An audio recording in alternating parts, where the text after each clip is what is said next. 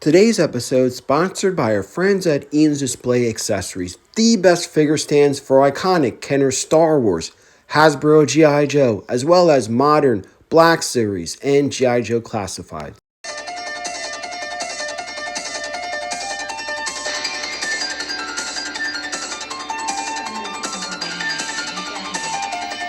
Hello and welcome to another exciting episode of Codename Nichiviro 2. Hi, I'm your presenter, Shibu Are You.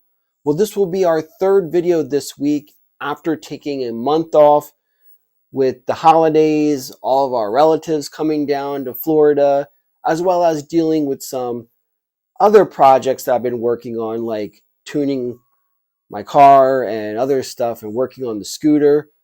I figured that in this episode or this week, we kind of focus in on pickup videos and cool unboxing videos. Now, this unboxing, we're kind of tapping into the Star Wars universe. And like all Gen Xers, I've always gone on record saying that Star Wars is the genesis of everything. What we see in cons, toys, everything, Star Wars is the one thing that started it all. It is, in fact, I'm sorry, modern kiddos, is a Gen X franchise, with the best of its incarceration occurring in 1977, 1981, 1983, and the early 90s with those amazing Timothy Zahn books. And the other aspect is that since Disney's acquisition, it has basically been a fall on your face endeavor with modern Star Wars. And as reflective on the modern Star Wars fan base, it is very polarizing, and there's a lot of negativity. Then there's people that are like oblivious and like a horse with the blinders on, not realizing the full impact and the significance that Star Wars has and the standard in which Star Wars brought upon the pop culture universe. Now, today, this figure we're going to look at is probably one of the few times that everybody was excited and watching the Ahsoka TV series, because I had watched the Star Wars Rebel cartoon. I thought it was good. I thought it was good for what it was, providing children, youngsters, a set of characters that they could follow for their Star Wars. That's the whole purpose of it. Now, us Gen Xers may be like, this is not Star Wars. There's no Luke Skywalker. There's no Han Solo.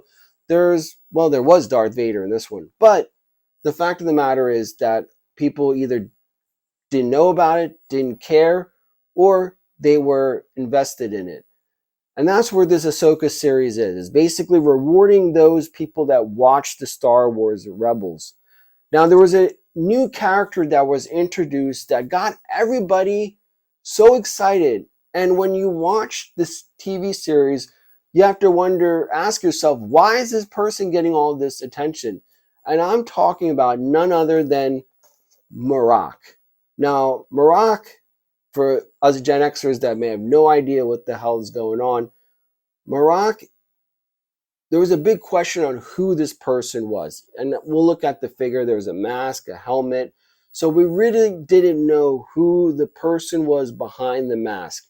And that's where, especially during those first few episodes of Ahsoka, that Marrok's who is he, what is he all about, kind of skyrocketed to kind of overshadow what the Ahsoka series itself, if that makes sense. And I've never seen a modern Disney toy that commands so much right out of the gate. This package right now, which is, I'm going to do something blasphemous, is open it, is going for around $40 to $50. That is absurd for a character that really didn't contribute to the storyline or had any significant impact. And Marrok's, basically they're tough to find out in the wild. I think that it was like one per store and they were all gone. And now you're looking on eBay. Go look. This thing is probably costing $45 to $50, maybe even more. But I was able to get one, and we're going to take a look at it. in depth. So here we go. Unboxing of Star Wars Black Series Marrok. Alrighty, so here is the packaging for the new Star Wars Black Series figure of Marrok, based on the Ahsoka TV series that is on Disney Plus. And wow, I've never seen the modern Disney fan base be overwhelmed with who this character is, what is he all about, that it actually overshadowed the TV series in itself. So what's also interesting is that they're still using the plastic window packaging that we just saw with the Transformers Hound, G.I. Joe Classifieds, Marvel Legends. So there is news that they're coming back to this plastic window packaging and doing away with that cardboard packaging. So it's interesting to see that they're going back to this format after they made a big stink about it. But really, I don't care either way. The artwork is actually pretty good. He looks to me like one of the old European knights. I like that. And if you're familiar with the cartoon series Star Wars Rebels, there was something called Inquisitors, where they were dark side users or fallen former Jedi Padawans. They weren't Sith, but they had the ability to use the Force and the dark side to go about and carry out Darth Vader's bidding, so to speak. They were treated like garbage because that's how Darth Vader looked at them. He was abusive. He was cruel.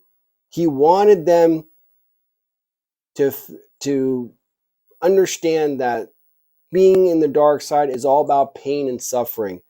There is no, and whatever their weak points is that they were Jedi, one-time Padawans. So he sees them as weak just because, you have that Jedi training in you. So Marrok's backstories, as we flip out to the back real quick, basically, we'll read it. Set after the fall of the Empire, Ahsoka follows former Jedi Knight Ahsoka Tano as she investigates an emerging threat to a vulnerable galaxy. So the whole thing was Thrawn. Thrawn was the big bad in the Ahsoka series, and he was coming back from a different galaxy, and I guess he had this lady who was a former Night Sister, a witch, and she had hired a fallen Jedi named Balin, and he had a Padawan, and there was this guy who was associated with them. He reported to Balin, but it seemed like he was his own entity and was like a helper to Balin and his assistant. So let's unbox him and take a look at the action figure as I continue giving my spiel on Marrok. Alrighty, so here we have Marrok out of the packaging, and right off the bat, you know what he reminds me of is the University of Tennessee has an alternative uniforms that they wear in football. So that's I don't know why, but that's the first thing that popped into my head. It looks like a University of Tennessee college uniform and medieval knight, so to speak. So that's the vibe I get with this character. What's interesting is the splashes of orange that they has, like we'll see here. And then also they did a little bit of a paint application on his legs too. So it looks like, a little bit of wear there. And he has the cape that flows, cloth cape that flows from his back. Now the whole lore, what ended up happening is fans were speculating for about, 3 or 4 episodes into the series of who Marrok was. And people thought it was Ezra Bridger. Some people said that it was, I don't know, a whole bunch of characters. But it ended up being that the Night Sisters, and we saw that in a Star Wars cartoon episode, where they have the ability to raise the dead. So they could use their magic and zombify dead people. to go about and carrying their bidding. So the speculation is, even though it's still up in the air, that Marrok was one of the former inquisitors that the Night Sisters have kind of resurrected from the dead. Thus, that will explain why he has this particular, the Inquisitor style lightsaber in his hand, which goes like a helicopter. A lot of Gen Xers cringed when they saw that. And the double lightsaber concept is mostly European. There was a samurai Japanese version called the Wakisaki, or I think that's pronounced right, but mostly it was a European, and it was not a very, it was a cumbersome weapon. I think it was more used for intimidation than for any tactical purpose. Like, a person that was skilled in swordsmanship could definitely disarm someone that wielded a dual blade. It was cumbersome. You had to have some skill, but at the same time, it was just basically swing for the fences and hope for the best. That's my assumption. And I took Kendo during my time at Rutgers. So I just think that it's a silly concept. But nonetheless, Darth Maul made it popular. And I also wanted to take a minute to thank our sponsor, Ian's Display Accessories. So we see Marrok on these, and Ian has been doing this for many, many years. He's been a sponsor of this channel. He is a preferred vendor of Star Wars. So all of you Star Wars guys who will support anything with Star Wars should definitely contact Ian for display stands. And like we have here off to the side, even the iconic Kenner line.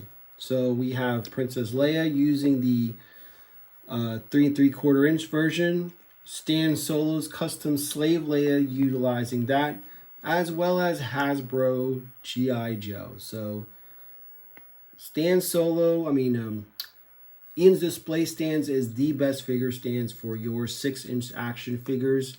I use them on G.I. Joe Classifieds. I use them here for Star Wars Black Series and the few Marvel Legends that we have. It is definitely a must.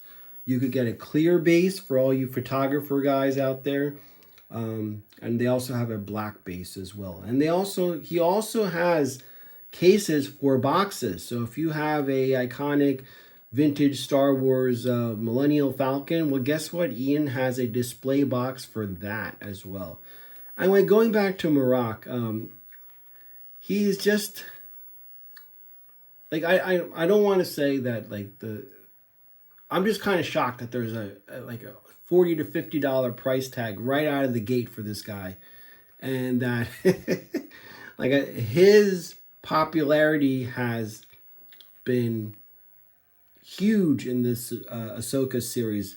Now, the smart thing would be to do is kind of create a backstory, but Modern Disney and Star Wars Meg and Star Wars Theory, these modern Star Wars YouTube channels, you could let them know I'm saying this. You guys are not Gen Xers, and you're basically happy with anything Disney throws at you.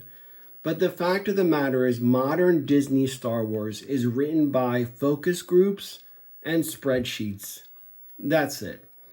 The artistic and creative aspect of Star Wars has been lost for the most part. But for a Gen Xer, Star Wars is it's becoming like a family member. Like, the family member that you're embarrassed, but you still love them because they're family.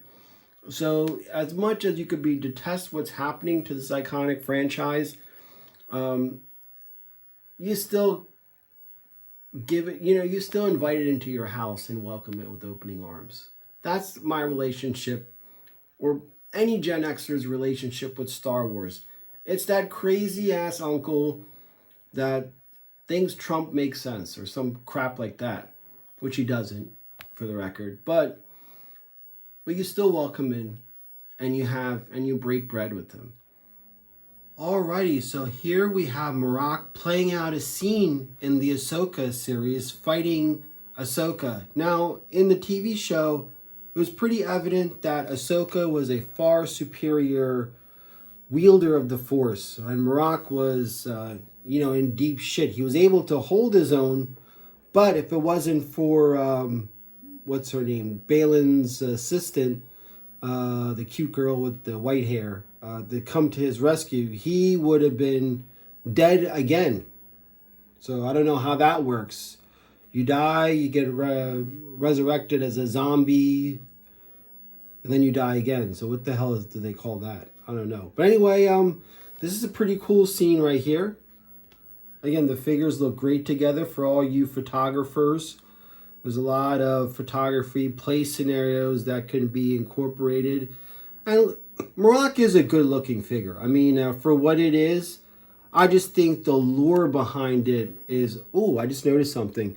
Look at his pants. The texture of that is pretty cool. It looks like leather pants. So I think that's really nicely done. That's pretty cool. Gotta give credit to that. I mean, he really does look like a medieval knight, doesn't he? That is pretty cool. Alright, so we have Marrok facing off against Ahsoka. And then, just for fun, let's see Marrok versus other dual wielders. Now, I was able to get Dark Ray because I think that's absolutely absurd. But the figure itself is pretty cool. I like that it has a cloth towel. Her skirt down here, when we did the review, is plastic. And there's very, very limited movement. So I have her on one peg, essentially. But Dark Ray, I think, is as many Rays that world-class bullshitter shows being dying a death in alleys and filling up junkyards. This is definitely a Daisy Ridley Ray figure worth getting. I like this a lot, so that's why I picked it up. But look, her and Marrok seems to be like a really good mix right there. And her lightsaber folds like a switchblade. So that's what's interesting. Where Marrok has the helicopter lightsaber. And one of my favorite modern Disney Star Wars characters that has not been destroyed yet and probably won't be shown is Asajj Ventress. I love this character's backstory. I think this is one of the few modern Disney, things, or modern Star Wars stuff that I got to give credit where credit is due. The figure has a, again, we did episodes of this already, but just to recap, it has a nice felt or type of feeling to her dress. I think that's really nice. Her face sculpt is really excellent. I think she looks better on the toy than she does in this TV cartoon series. That is a rarity. But the reason why I don't think she'll be featured in the Disney-owned property is that, she has a low-cut shirt. They kind of covered it up. Showing a woman being abused goes against Kathleen Kennedy's women are good at everything. But she is a tragic figure. She only found peace in the very end of her life. And that's what I think is touching about this character, is that she was a victim. She was essentially a good person. She is a good person. She has a conscience and a good heart. And she never could be a true Sith.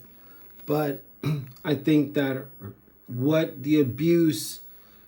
and she kind of leads into the Marrok story because she is the daughter of the Night Sisters, where he is a creation of the Night Sisters. So they may not initially appear like they don't belong together, but they actually do because of their connections to the Night Sisters. So take that, Star Wars Theory and Star Wars Magazine. This Gen Xer knows his shit. It's embarrassing. It's embarrassing that I know that much. I'm trying to put this thing on the peg, but the peg isn't in the heel, it's in the forefoot. So that's a big... Oh, gosh. I'm really struggling with this. It's taking like 5 minutes.